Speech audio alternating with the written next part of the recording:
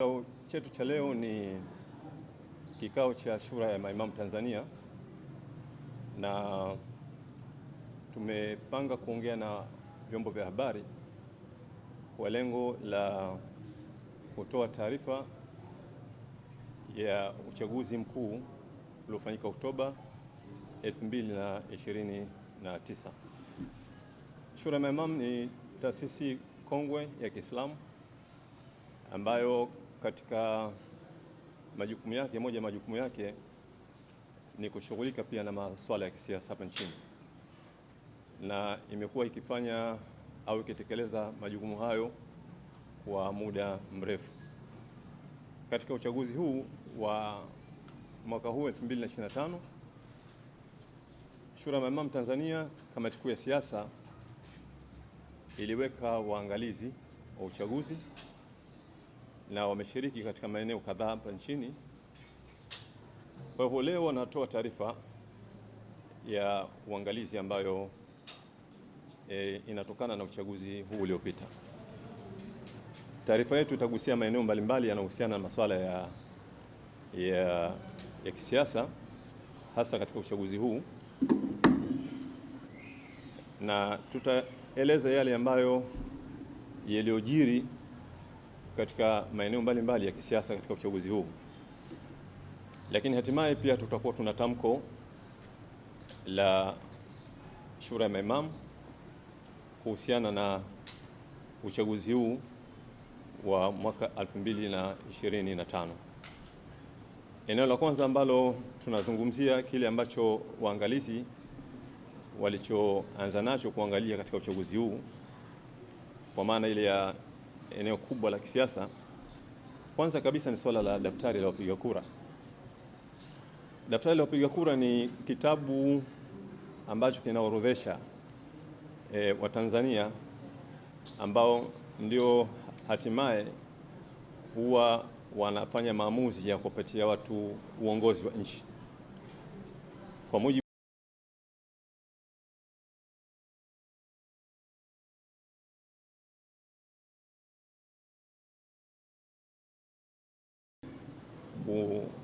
kuchukua nafasi za uongozi wa taifa.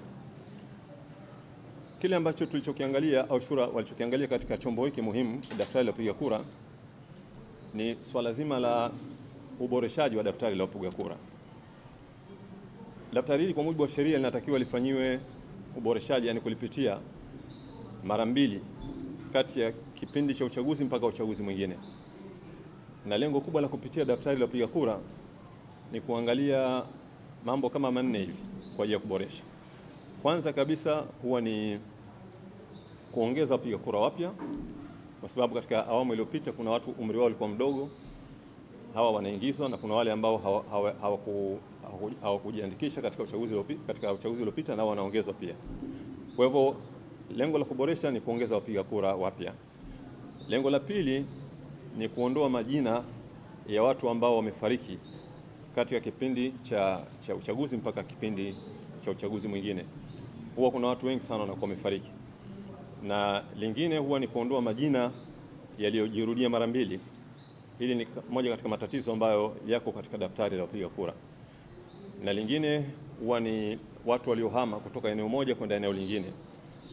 Mara nyingi imegundulika kwamba watu hawa huwa wanatambuliwa pale walipokuwa wanaishi, lakini kule wakohamia pia wanakuwa wanatambuliwa vile vile. Lakini lingine huwa ni majina hewa ambayo huwa yameingizwa katika daftari la kupiga kura. Kwa hivyo lengo la kupitia daftari la kupiga kura ni kuboresha daftari la kupiga kura ili waweze kuwepo wanakura halali na kwa idadi ile ambayo ni sawasawa kwa wale waliojiandikisha. Taarifa yetu inaonyesha kwamba daftari la kupiga kura upitiaji haukuwa mzuri na bado lina matatizo makubwa haya ambayo tuliyoeleza.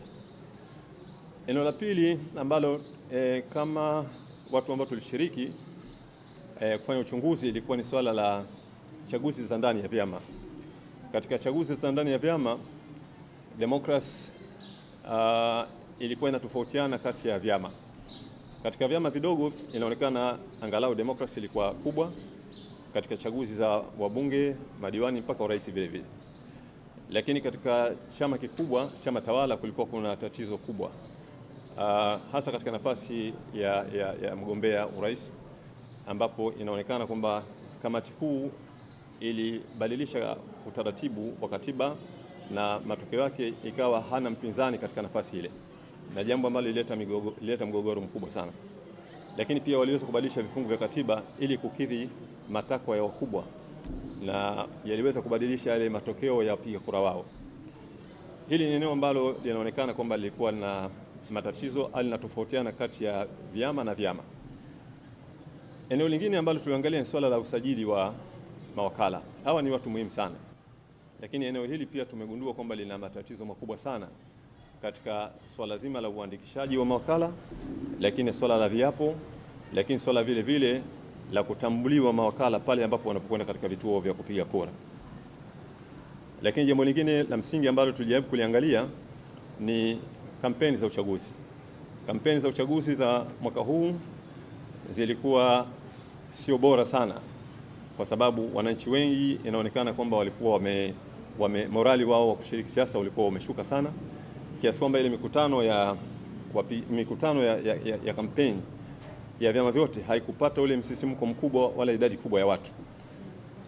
Chama tawala kwa sababu kilikusanya fedha nyingi sana, kwa sababu chenyewe kabla ya wakati wa kampeni walianza wachangisha fedha matajiri hela nyingi sana. Kwa hivyo kilikuwa chama ambacho kimeingia kwenye kampeni hali ilikuwa kiwa na fedha nyingi sana.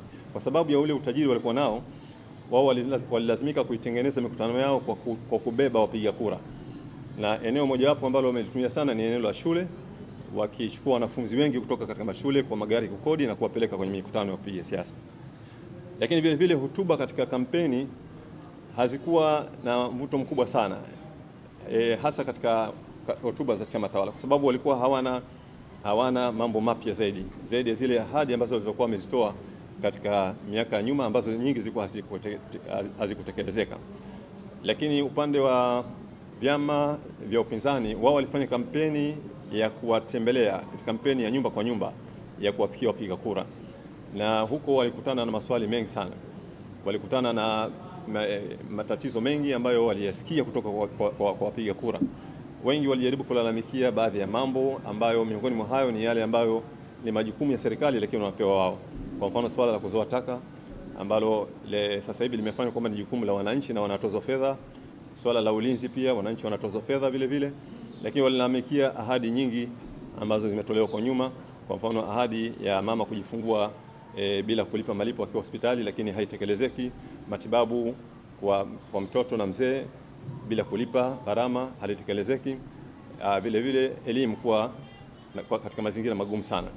Kwa hivyo walipokea malalamiko mengi sana kutoka kwa wapiga kura.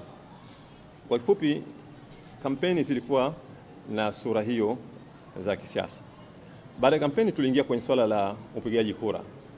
Upigaji kura ulianza Oktoba 29. Kitu ambacho kilichoonekana katika kampeni, kwanza kabisa kulikuwa na swala zima la kuwazuia mawakala wa vyama vya upinzani kuingia katika vituo vya kupiga kura, lakini mawakala wa chama tawala waliruhusiwa kuingia katika vituo vya kupiga kura, na hiyo ilitoa nafasi sana ya kuingizwa kura feki katika yale maboksi ya kupiga kura. Kwa hivyo mawakala walizuiliwa, na hata pale ambapo walipolalamika, lakini bado waliruhusiwa kuingia hali ya kuwa hawatambuliwi. Lakini kulikuwa kuna hali ya upendeleo vile vile kwa watu wa tume, ambapo kwa mfano kuna baadhi ya maeneo walikuja watu kupiga kura wakiwa hawana vile vipande vya kura, lakini walikuja hali ya kuwa wana barua ya utambulisho wa Chama cha Mapinduzi na wakaruhusiwa kupiga kura. Wakati tukiendelea kwenye zoezi la upigaji kura, waangalizi wakiangalia hiyo hali, kulitokea maandamano makubwa yalifanyika katika maeneo mbalimbali na yalileta athari kubwa, kwa sababu kuna maeneo ambayo tunaweza kusema kama uchaguzi haukufanyika kabisa. Maeneo kama ya Ubungo, maeneo kama ya Kinondoni, huko ni eneo ambalo liliathiriwa kwa kiasi kikubwa sana na yale maandamano. Lakini pia kulikuwa na swala la mauaji, watu wengi inaonekana wameuawa katika siku ile ya maandamano. Kuna swala la watu ambao walijitokeza katika upigaji kura, walikuwa watu wachache mno. Katika baadhi ya vituo ambavyo wapigaji kura upigaji kura ulifungwa saa 10, lakini wasimamizi wa uchaguzi wakachukua maboksi ya uchaguzi wakaondoka nayo. Pamoja na hayo, lakini kuna baadhi ya vituo ambavyo vilivyoanza kuhesabu kura. Katika vile vituo ambavyo viliweza kuhesabu kura, lakini baadaye hawakufika mwisho, nao pia yale maboksi wasimamizi wakayabeba wakaondoka nayo. Katika vile vituo, baadhi ya mawakala waliwahi kuchukua zile hati za majumuisho, na waangalizi wa shura ya maimamu waliziona hati 4 za majumuisho ambazo zilikuwa na sura ifuatayo. Moja ilikuwa ni ya kituo cha Lumo Sekondari B4. Waliojiandikisha walikuwa ni watu 372, lakini waliopiga kura walikuwa ni 21. Na kituo cha pili kilikuwa ni kituo cha Lumo Sekondari A4. Waliojiandikisha walikuwa ni 429, lakini waliopiga kura walikuwa 34. Na kituo cha tatu kilikuwa ni Lumo Sekondari A5. Waliojiandikisha walikuwa ni 422, waliopiga kura walikuwa ni 14. Na kituo cha 4 waliojiandikisha walikuwa ni Lumo Sekondari CA. Waliojiandikisha walikuwa 423, waliopiga kura walikuwa 23. Kwa hivyo unaweza ukaona kwa kiwango gani wapiga kura walikuwa wachache sana katika maeneo ya kupiga kura. Kwa hivyo uchaguzi wa safari hii au uchaguzi wa mwaka huu ulikuwa ni uchaguzi ambao ulikuwa na mwitikio mdogo sana ukiangalia katika ile hali halisi inayotokana na nyaraka, lakini yale ambayo watu tumeshuhudia kwa macho vile